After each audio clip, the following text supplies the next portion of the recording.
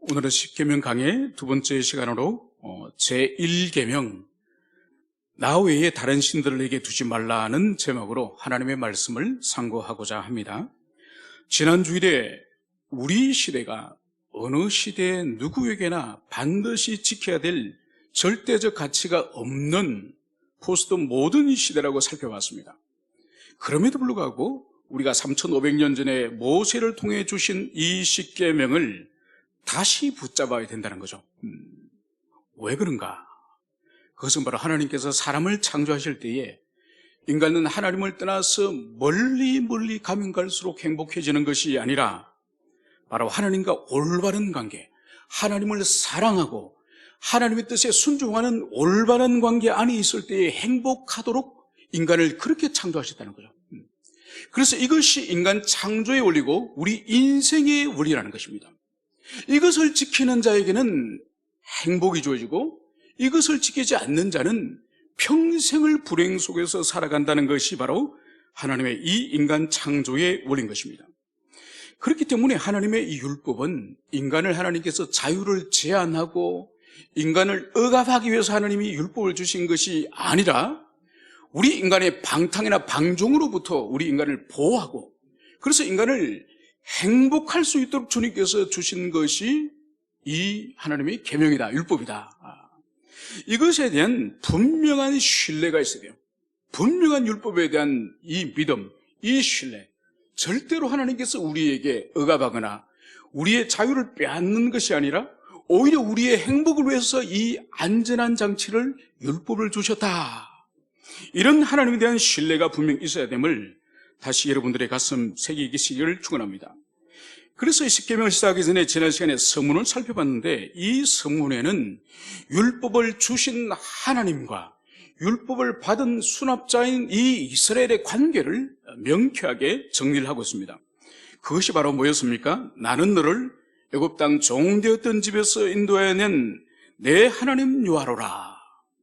여러분, 여기서 분명히 하나님께서는 이 율법을 받는, 십계명을 받는 이스라엘이 어떤 상태였고 그리고 그 이스라엘을 하나님이 무슨 일을 행하셨는지 그것을 명쾌하게 말씀하시는 거죠.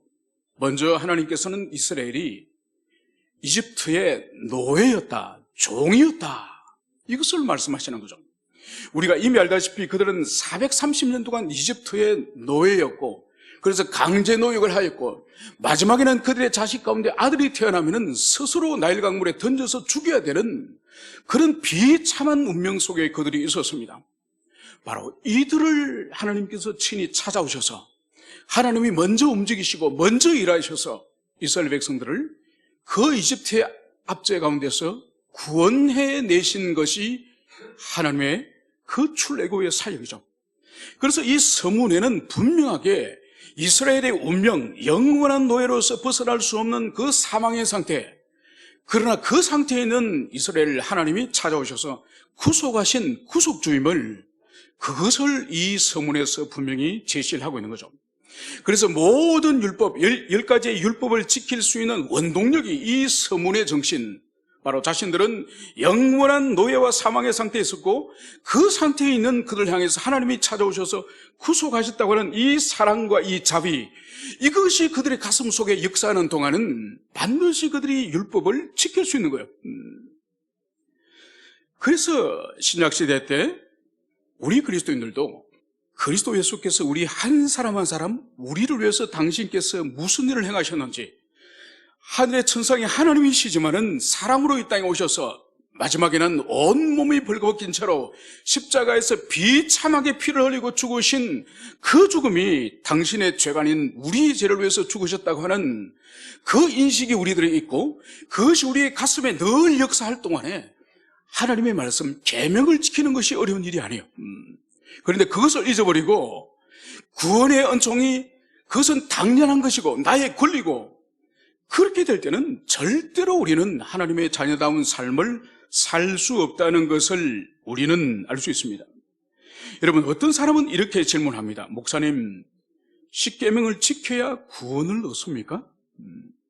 여러분 어떻게 생각해요? 십계명을 잘 지켜야 구원을 얻습니까? 여러분, 이 질문에 대해서는 이렇게 답을 하면 어떻겠습니까? 하나님께서 십계명을 어디에서 주셨습니까? 십계명을 이집트에서 주셨습니까? 아니면 홍해를 건너고 시내산에서 주셨습니까? 우리는 분명히 알 수 있죠. 이집트에서 주신 것이 아니라 홍해 바다를 건너서 시내산 앞에서 이 십계명을 받지 않습니까? 그죠? 그러니까 이미 이집트를 탈출하고 홍해 바다를 건너서 즉 구원받은 성도들, 이미 구원을 얻은 이스라엘을 향해서 하나님이 이 십계명을 주신 것이죠. 그렇다고 한다면 이 십계명의 의미가 뭔가요? 바로 너희들이 이집트의 노예는 더 이상 아니야. 너희들은 예전에 하나님을 모를 때에, 너희들은 하나님과 언약을 맺기 전에 이집트 노예로 살 때 그 상태로 더 이상은 살아서는 안 돼. 이제는 너희들은 거룩한 하나님의 자녀야. 거룩한 하나님의 백성이야. 그렇기 때문에 너희들은 거룩한 삶을 살아야 돼. 바로 이 율법이 거룩한 삶을 사는 삶의 양식을 알려주는 거야.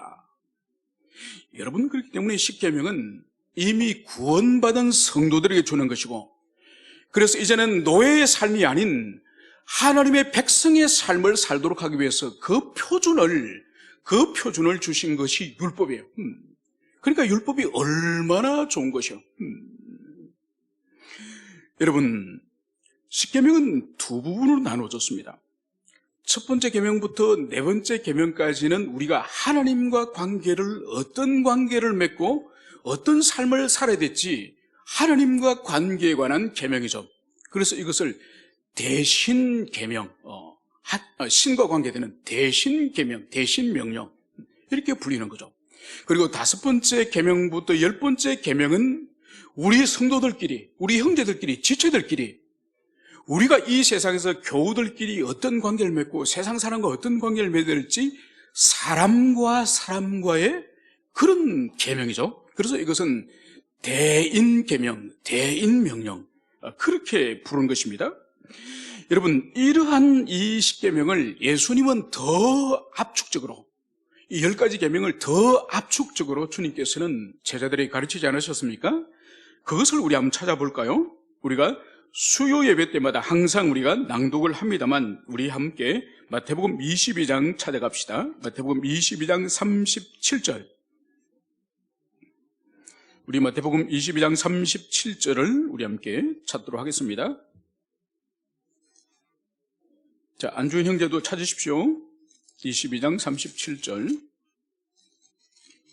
자, 22장 37절부터 40절까지 우리 함께 읽도록 하겠습니다. 찾으셨으면 읽습니다. 시작. 예수께서 이르시되 내 마음을 다하고 목숨을 다하고 뜻을 다하여 주 너희 하나님을 사랑하라 하셨으니 이것이 크고 첫째 되는 계명이요 둘째도 같으니 내 이웃을 내 자신같이 사랑하라 하셨으니 이 두 계명이 온 율법과 선지자의 강령이라. 아멘. 네, 여호와 하나님께서 십계명을, 이 10가지 계명을 주셨는데 우리 예수님께서는 제자들과 우리를 위하여서 10가지 계명을 더 압축적으로 이 두 가지 제일 되는 계명으로 만드셨으니 그것이 무엇이라고요?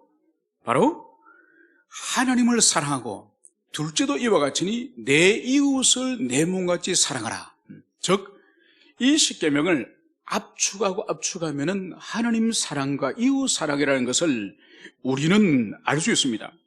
여러분, 그래서 구약의 613가지의 이 조항을 가지고 있는 이 구약의 이 율법, 이 613가지 이 율법도 결국은 압축하면 하나님 사랑과 이웃 사랑이라는 것으로 그렇게 수렴될 수 있는 그것을 우리가 볼 수 있습니다.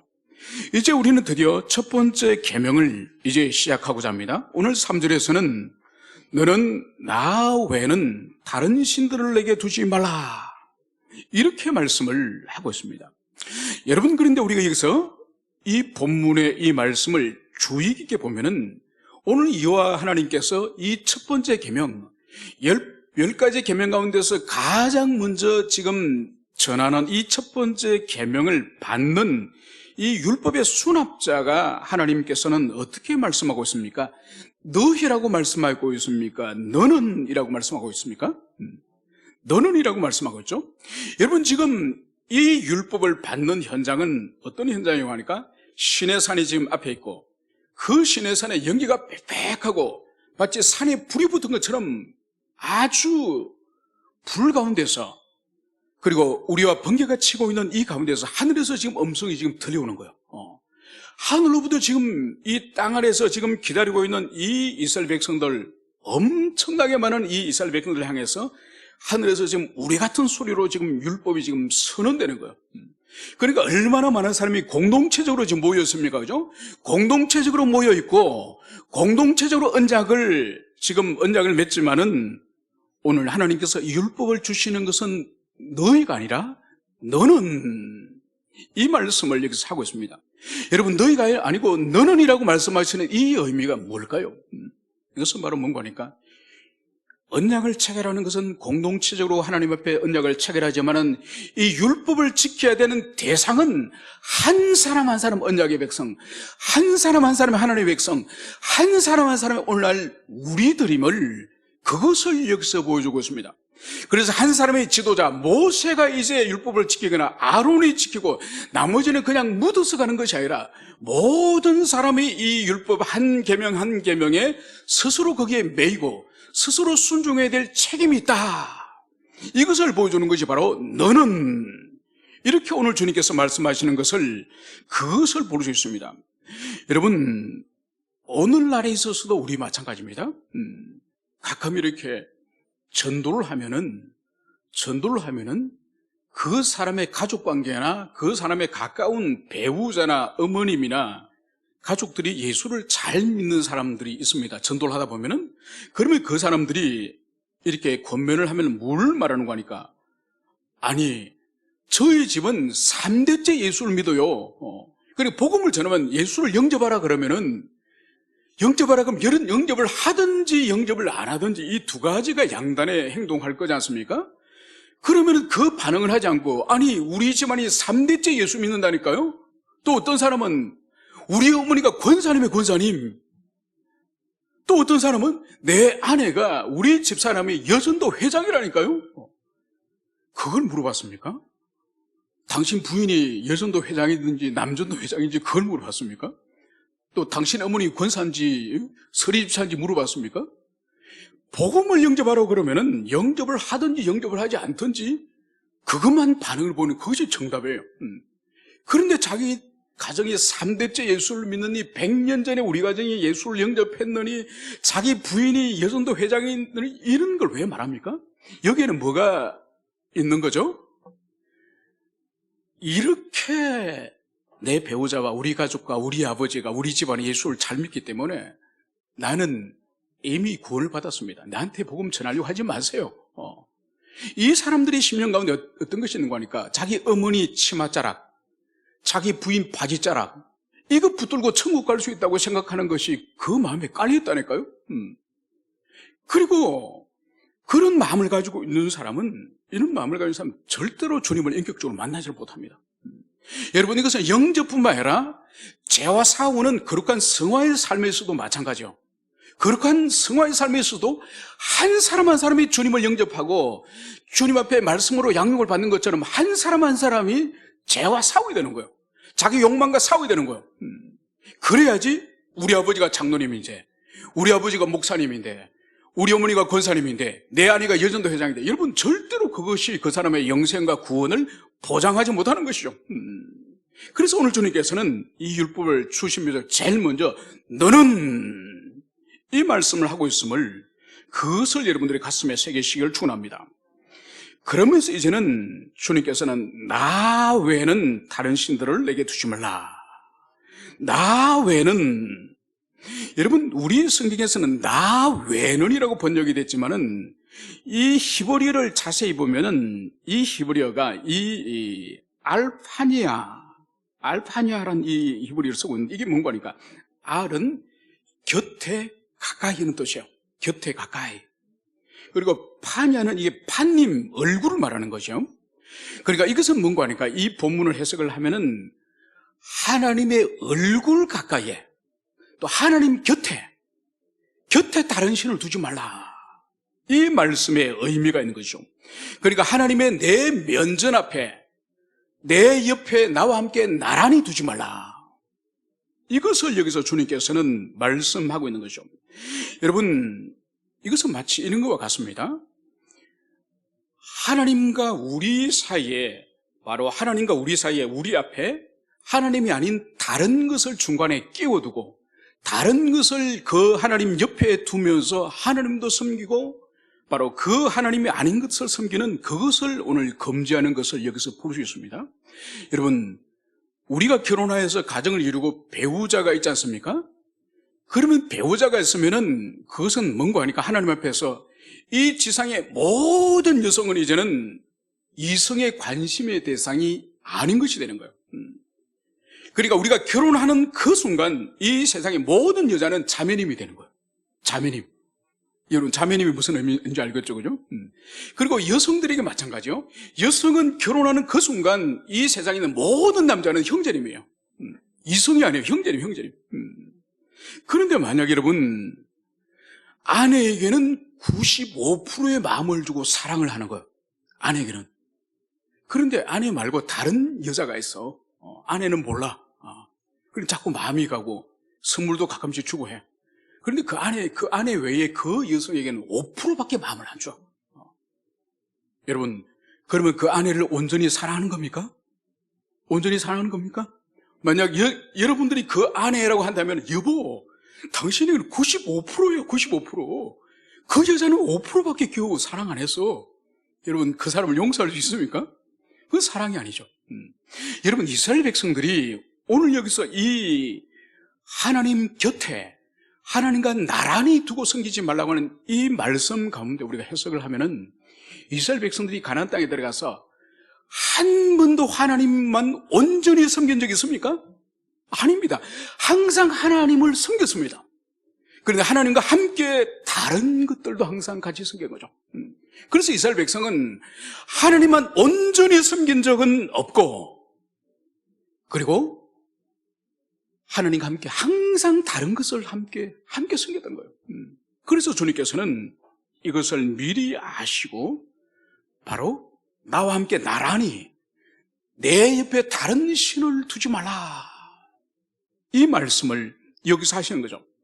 여러분, 나머지 뒤에 9개의 십계명을 9개의 계명을 지키는 원동력이 바로 여기로부터 출발하는 거예요. 그래서 온전히 그분만을 독점적으로 사랑하는 이 사랑이 하나님과 우리 사이에 없다고 한다면은 이후에 2번째 계명부터 해서 10번째 계명까지는 결코 지킬 수 없고 모든 것들은 지키는 것처럼 보인다고 한다면 그것은 껍데기에 불과한 것이죠. 그래서 가장 먼저 이 계명을 하나님께서 여기서 오늘 먼저 말씀하고 있다는 이것을 우리가 기억을 해야 될 것입니다. 그러면서 우리가 살펴볼 것은, 그럼 왜 하나님께서 이 첫째 계명에서 이스라엘을 향해서 이 독점적인 사랑을, 왜 독점적인 사랑을 요구하셨는지, 이것은 문화적 배경을 우리가 가지고 살펴볼 필요가 있습니다. 여러분, 이스라엘 백성들이 430년 동안 살았던 이집트의 그 종교 그 환경, 그 영적 환경은 어떤 상태였습니까? 우리가 알다시피 이집트는 다신, 많은 신들을 가지고 있는 그런 다신 사회였습니다. 이것은 이집트뿐만 아니라 이제 그들이 이집트에서 나와서 광야를 통과하여서 가나안 땅에 들어갈 때에 가나안 땅의 또 영적 현상, 종교적 상태는 어땠습니까? 그 땅 또한 많은 신을 가지고 있습니다. 여러분, 이것은 이집트나 가나안 땅뿐만 아니라 보편적으로 인류의 어느 민족이나 어느 인종을 찾아가더라도 유일신, 단일신을 가진 그런 사회 문화는 거의 없습니다. 대체적으로 다양한 신들을, 다신사회라는 그것을 우리는 알 수 있는 것이죠. 여러분, 그래서 오늘날도 인도 같은 나라에 가면은 인도에는 이 신들이 2천만 개의 신이 있습니다. 일본은 800만의 신이 있다 그러지 않습니까? 그죠?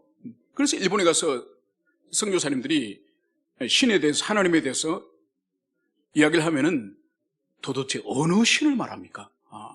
그리고 그들의 마음 가운데에서도 이 하나님, 이 삼일째 하나님도 그들이 흔히 부르는 그들의 신, 그 신들 가운데 하나로 생각하는 거예요. 그러니까 이 다신적인 이 문화는, 이것은 인류의 어느 사회를 가더라도 보편적인 현상인 것을, 그것을 볼 수 있습니다. 여러분, 그렇다고 한다면은 이 첫 번째 계명에 있어서 나 외에 다른 신들을 두지 말라.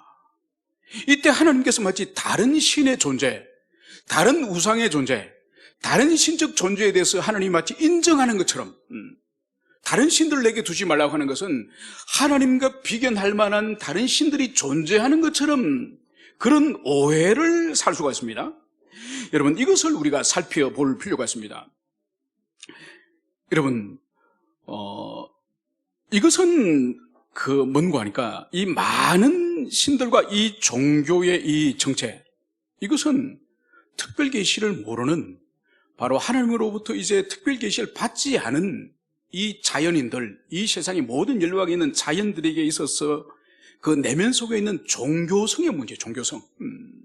여러분, 하나님을 떠난 인간의 내면 가운데에 이 본유적으로 가지고 있는 이 두 가지의 이 내면의 두 가지의 감정이 있습니다. 이것이 우리 인간의 삶을 추동하고 삶을 이끌어가고 모든 인간을 움직이는 원동력이 이 두 가지의 이 감정이에요. 이것이 뭐냐? 첫 번째는 욕망이에요, 욕망. 두 번째는 두려움이에요, 두려움. 여러분, 욕망과 이 두려움이 있기 때문에 우리 인간을 움직이게 하고 우리 인간을 살아가게 하는 이 원동력이 욕망과 두려움이에요.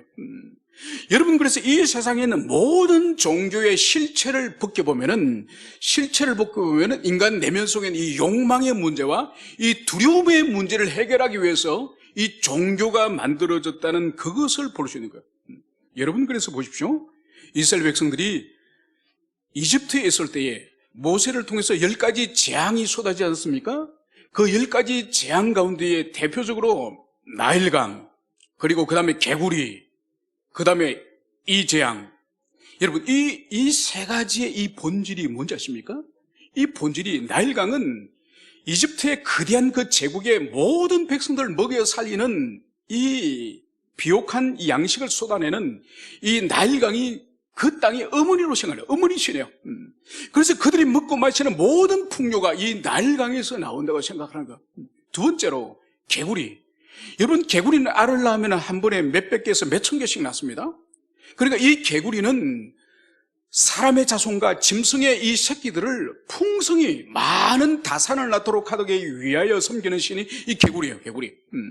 여러분, 이도 이는 이 좁쌀 같은 작은 벌레지 않습니까? 그죠? 이는 이집트를 둘러싸고 있는 거대한 이 사라 사막. 이 사라 사막을 상징하는 것이 바로 이예요.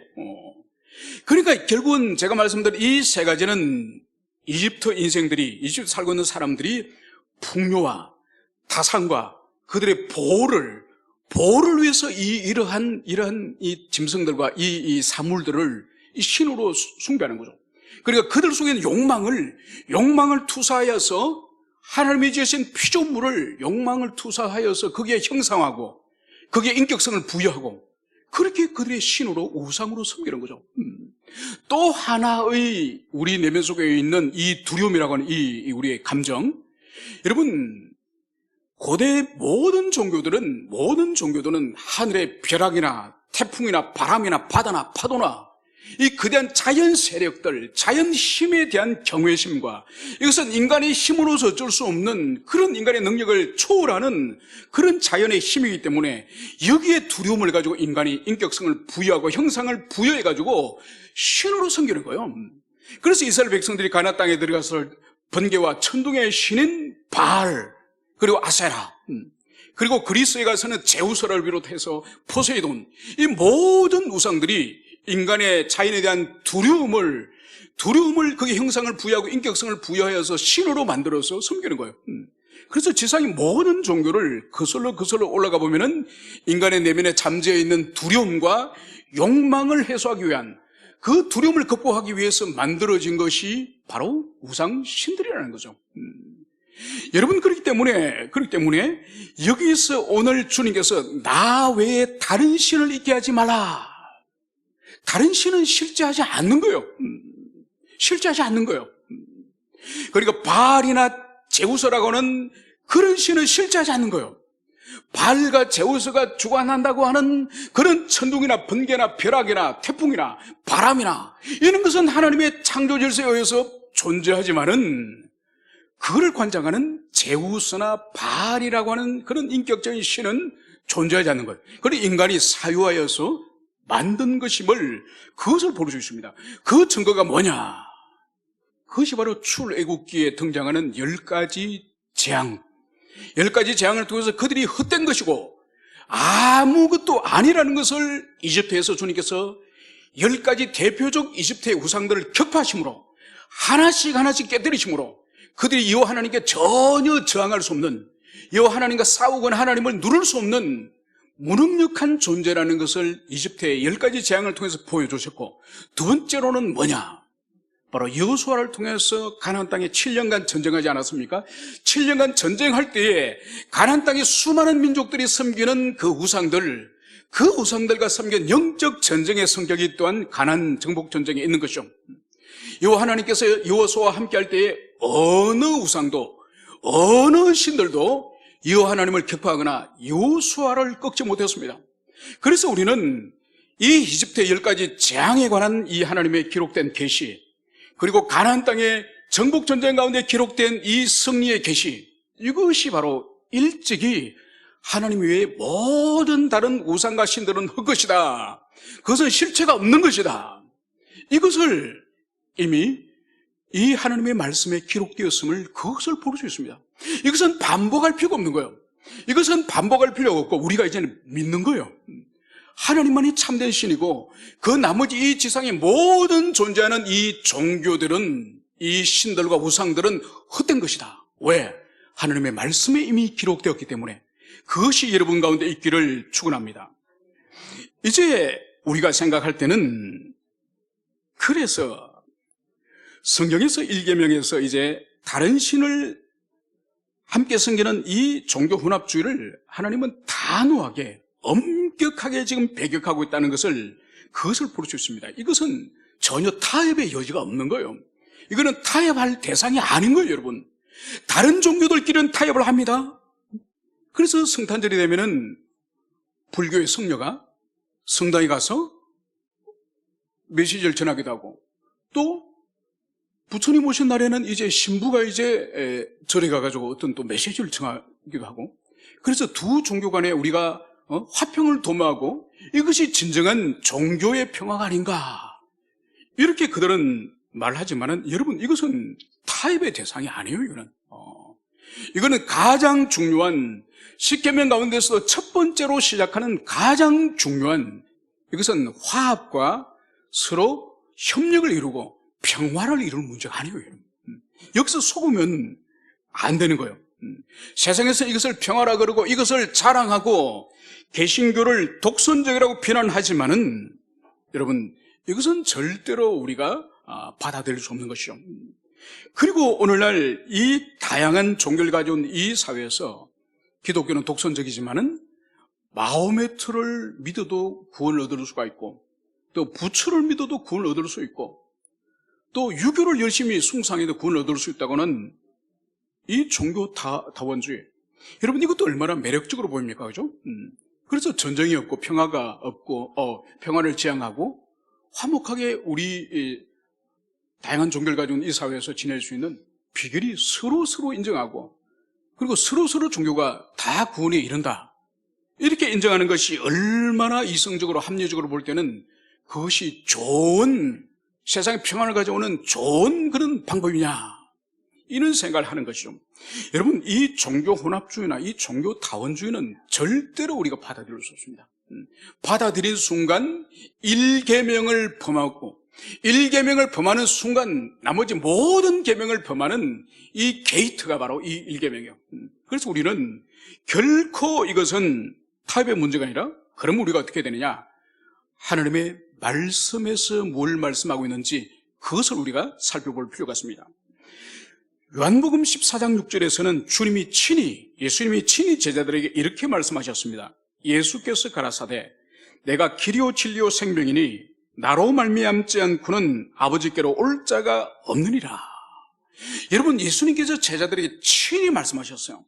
바로 주님이 길이요 진리요 생명이니 예수님으로 말미암지 않고는 누구도 아버지께로 올 자가 없다. 누구든지 영생과 하늘의 그 영원한 복락을 누릴 수 있는 방법이 바로 그리스도 예수, 그분의 유일성을 예수님의 입으로 친히 말씀하신 거예요. 여러분, 오순절 성령 강림한 이후에 이제 베드로는 거리로 뛰쳐나가서 복음을 전하면서 이제 사도행전 4장 12절에서는 베드로는 이렇게 말씀하고 있습니다. 다른 이로서는 구원을 얻을 수 없나니 천하 인간의 구원을 얻을 만한 다른 이름을 우리에게 주신 일이 없습니다. 여러분, 지금 성령에 충만한 이 베드로가 거리에서 지금 달려나가서 막 쏟아져 있는 그 오순절에 온 세계에서 몰려든 이 유대인들, 이들 향해서 뭘 지금 말씀하고 있습니까? 다른 이름으로는, 다른 어떤 신으로는 절대로 구원을 얻을 수 있는 그런 길이 없다. 오직 예수로서만 구원을 얻을 수 있다. 여러분, 예수님이 친히 말씀하셨고 성령이 충만한 베드로가 지금 말씀을 전가하고 있고, 그리고 더 일찍이 요한하나님께서 내 곁에 나와 함께 나라니 다른 신들을 내게 두지 말라. 여러분, 이렇게 친히 말씀하셨습니다. 그러므로 이 일계명은 기독교의 독선적이고 배타적인 진리가 아니에요. 그래서 기독교인들은 속이 좁고 포용성도 없고 세상의 평화를 추구하지 않는 그런 사람이란 비방을 하면은 우리가 받아야 돼요. 받고, 우리는 하나님의 말씀이 선언하신, 여호와께서 말씀하셨고 그리스도 예수께서 말씀하셨고 사도 베드로가 말씀하신 그 말씀을 우리는 붙잡을 거야. 이것이 우리가 걸어가야 될 길임을, 그것을 우리가 가슴에 새기게 될 것입니다. 여러분, 그러면 이 말씀을 이제 우리에게 적용해 봅시다. 이제 적용하면은 이스라엘 백성들은 이 말씀에 실패했습니다. 그들은 가나안 땅에 들어가서 형상을 많이 만들었어요. 다 형상을 만들었습니다. 여러분, 이 지상에 유일하게 형상이 없는 종교는 우리 기독교밖에 없어요. 다른 모든 종교는 어떤 신적 존재를 형상으로 만들어서 그 형상을 향해서 경배를 하게 되어 있지 않습니까? 이스라엘 백성들이 가나안 땅에 들어가서 많은 우상을 만들었습니다. 많은 우상. 여러분, 그 가운데 하나가 뭔가 하니까 모세가, 하나님께서 이스라엘 백성들이 불순종하고 패역할 때에 불뱀을 보내지 않습니까? 불뱀을 보내가지고 그들이 뱀에 물려서 죽어갈 때에 하나님께 살려달라고 간구했을 때 하나님의 처방이 무엇이었습니까? 너희들이 구리로, 노수로 뱀을 만들어서 장대 위에 높이 달아라. 그래서 그 장대를 보고, 이 구리뱀을 보고 죽어가던 사람들이 살아난 것이죠. 그런데 문제는 이 장대에 매달았던 이 구리뱀, 놋뱀을 이스라엘 백성들이 우상으로 섬기기 시작하는 거예요. 이것이 긴 세월 동안 이스라엘 백성들이 보존하고 그것을 숭배하다가 히스기야 왕 때, 이스라엘 백성들이 망하기 얼마 전에 히스기야 왕 때 이 놋뱀을 부셔버립니다. 여러분, 이것이 이스라엘 백성들, 이 땅의 인생들이에요. 그들이 바알과 아세라로 많은 신들도 섬겼지만은 바로 하나님께서 이스라엘 백성들을 구원하신 그 놋뱀조차도 변형하여서 그것을 하나님처럼 섬겼던 인생이 바로 이스라엘 백성들이에요. 여러분, 그러나 오늘 이 세상 사람들은 형상을 가진 신들을, 우상을 섬기는 그것은 많지가 않습니다. 물론 불교 사찰이나 또 로마 카톨릭의 입구에 가면은 천사의 상이라든지 그리스도의 상이라든지 마리아 상이라든지 그런 것들이 있어서 거기에 절하고 기도하는 사람들이 있긴 하지만은, 그러나 오늘날 우리 인생들이 형상을 보고 숭배하기보다는 오히려 형상이 없는 것을 더 쫓고 숭배하는 그것을 부르셨습니다. 그것이 바로 뭐냐? 마틴 루터는 우상이란 마음으로 의지하는 것, 마음으로 간절히 거기에 자기 인생을 의지하고 자기 삶을 의지하고 자기 어떤 고난과 위험을 거기에 의지해서 도움을 받고자 하는 그것이 우상이다, 이렇게 설명을 하고 있는 거죠. 그래서 오늘날도 가시적인 형상보다는 이 현대인들, 그리고 거기에 참여하는 우리 그리스도인들도 가시적이지 않는, 보이지 않는 어떤 그런 욕망과 보이지 않는 어떤 사물을 숭배하는 것이 오히려 현대인의 우상 숭배라는 것을 볼 수 있는 거죠. 여러분, 그래서 이 우상 숭배의 본질은 두 가지입니다. 바로 뭔가 하니까 온전히 신뢰하고 거기에 의존함. 그리고 온전히 신뢰하고 의존하기 때문에 그것을 소유하고 싶고 그것을 가지고 싶어서 갈망하는, 열망하는, 여러분 이 두 가지가 우상 숭배, 우상의 본질이에요. 다시 말씀드립니다. 어떤 위기나 어떤 어려움이 있을 때에 거기에 하나님이 아닌 거기에 모든 것을 맡기고 의지하고자 하는 그 마음, 그리고 그것을 소유하기 위해서 열망하는 이 마음의 열정, 이것이 우상 숭배의 본질인 것이죠. 여러분, 그렇기 때문에 오늘날도 이 우상은 우리 삶의 현장에서 다양한 형태로 존재하는 거죠. 가장 대표적인 것이 바로 돈이지 않습니까? 그죠? 돈, 그죠? 여러분, 오늘날 신문의 뉴스에서 일어나는 모든 사건들을 뒤를 캐 들어가 보면은 결국 무슨 문제죠? 결국 돈이에요, 돈. 돈이 없어서 그 짓을 했던지, 더 많은 돈을 모으기 위해서 결국은 그런 죄를 짓는 것을 볼 수 있습니다. 그리고 인생에 있어서 가장 많은 시간과 많은 열정을 오늘날 현대인들이 쏟아붓는 일이 바로 뭔가요? 보통 자기 사업이나 직장이죠, 그죠? 그것도 뭔가요? 돈이에요, 돈. 그러니까 오늘날은 돈이 모든 것을 가져다 주고 모든 것을 행한다고 사람들은 생각하는 거죠. 그래서 그 돈을 위해서는 뭐든지 바칠 수 있다고 한다면은 이미 그 사람에게 있어서 이 물질은 이미 우상의 위치에 있음을, 그것을 볼 수 있습니다. 그리고 더 나아가서 그뿐만 아니라 어떤 사람은 이 명예, 자기의 자존심, 이 명예, 그러니까 하나님의 영광, 하나님의 자존심, 하나님 이름이 밟히는 것은 그것은 별 관심이 없습니다. 별 분노하지 않아요. 자기 자존심이 좀 상하면 이거는 뭐 벌떼같이 났습니다. 그건 자기가 우상이죠. 자기 자존심과 자기 존재가, 자아가 우상이죠. 하나님과 교회의 명예가 떨어진 것에 대해서는 전혀 별 관심이 없으면서 자기가 다른 사람한테 좀 비난을 당하거나 자기가 다른 사람한테 좀 불편한 말을 들으면 그 견딜 수 없는 거죠. 왜냐하면 자신이 최고의 위치에 지금 있다는 그 증거가 바로 그것인 거죠. 어떤 사람은 사회적인 성취를 하나님으로 섬기는 사람이 있습니다. 그래서 이 사회적 성취를 위해서는 가족도 없습니다. 가족도 없고 자녀도 없고 오직 그 일에 모든 인생을 다 거는 거죠. 여러분, 이런 사람은 의외로 많습니다. 의외로 뭘 보면 신앙 안에서도 많습니다. 그러니까 일에 목숨을 걸고 사회적인 신분의 상승과 사회적으로 인정받는 여기에 목숨을 거는 사람들 가운데에 어떤 것이 있는 거니까 어떤 성과물을 얻거나 어떤 신분을 얻거나 어떤 지위에 올라가면 그것을 하나님의 축복이라고 생각하는 거예요. 하나님이 복을 주시기 때문에 자신이 그렇게 올라가고 올라가야 된다고 생각하는 거예요. 그러니까 거기에 목숨을 거는 거예요. 목숨을. 그래서 하나님을 섬기고 하나님께 기도하고 하나님께 예배할 때 그 마음보다는 그 일을 할 때 사회적인 신분이나 사회적인 어떤 성과물을 거둘 때에 막 열정이 불같이 일어나는, 불같이. 여러분, 그거 우상숭배예요. 명백한 우상숭배예요. 여러분, 여러분의 열정이 하나님을 섬기고 하나님께 찬양하고 하나님께 기도하고 하나님께 나오는 것보다 더 열정적인 어떤 것이 있다고 치면은 그것이 우상숭배라니까요. 그래서 성경은 바울 사도는 배를 신으로 섬긴다고 말씀하고 있습니다. 배를 신으로. 여러분, 이것이 뭔가요? 배를 신으로 섬긴다는 것은 여러분, 미식가들이 가끔 있지 않습니까? 미식가들이 좀 지나치면 탐식가들이 있잖아요. 탐식가. 그래서 어디에 맛있는 집이 개업을 했다 그러더라. 또 어느 집이 맛있다 그러더라. 그러면 어떡합니까? 불은 천리하고 막 몰려서 함께 가서 막 맛있는 거 먹습니다. 바로 뭐죠? 배가 신이에요. 배가 신. 먹는 게 신이에요. 먹는 게 신. 여러분, 그것뿐만 아니라 가장 사실 치명적인 우상 숭배 종교는 뭔가 하니까 이 자아교예요. 자아교. 자신이 숭배의 대상이 되는 이 자아교가 가장 사실은 위험한 거예요.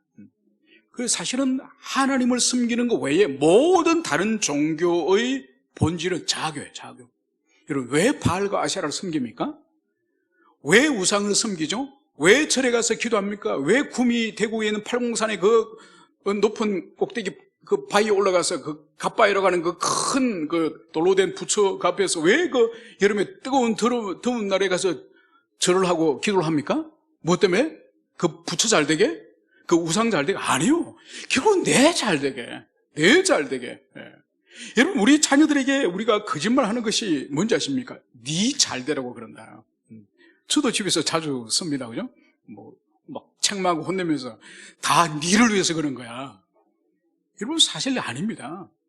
자녀의 잘됨을 통해서 나에게 만족과 내 마음의 안식과 내 마음의 만족함을 위한 거예요.